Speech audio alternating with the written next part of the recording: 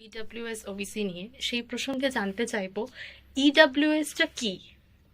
EWS কথাটা বলতে গেলে সংবিধানে নতুন অ্যামেন্ডমেন্ট এসছে, সেই সংশোধনীতে বলা আছে যারা সামাজিক পিছিয়ে পড়া, অর্থনৈতিকভাবে পিছিয়ে পড়া, তাদের জন্য রিজার্ভেশন।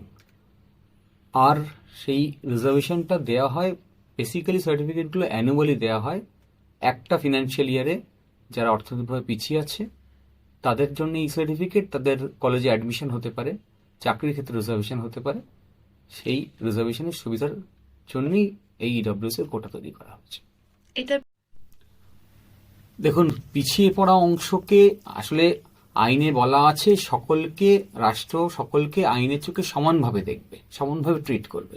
এখন সেই সমানভাবে ট্রিটমেন্ট তখনই করা যায় যখন তারা ইকুয়াল হয়। কিন্তু আমরা জানি সমাজে অর্থনৈতিকভাবে, সামাজিকভাবে, শিক্ষায় পিছিয়ে পড়া অংশের পরিমাণ বেশি। তাদেরকে সমতুল্য করে আনার জন্য এই ধরনের রিজার্ভেশন করতে হয় এবং তা আইনে পারমিসেবল।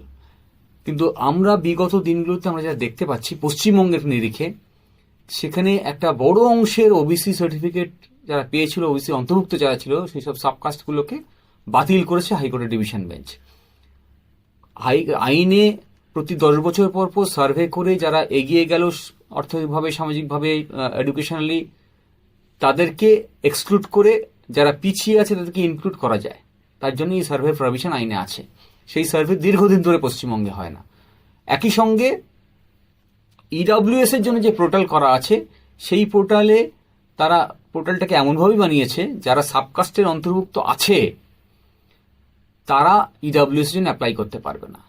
যার কারণে যারা সাবকাস্টে অন্তর্ভুক্ত হলো কিন্তু আদালতের নির্দেশের কারণে তারা এই রিজার্ভেশনের বেনিফিট পেল না, ওবিসি রিজার্ভেশনের, একই সঙ্গে তারা যেহেতু পোর্টালে অ্যাপ্লাই করতে পারছে না ইডব্লিউএস সার্টিফিকেটের জন্য, ফলে তারা ইডব্লিউএস এর বেনিফিটটাও হারালো।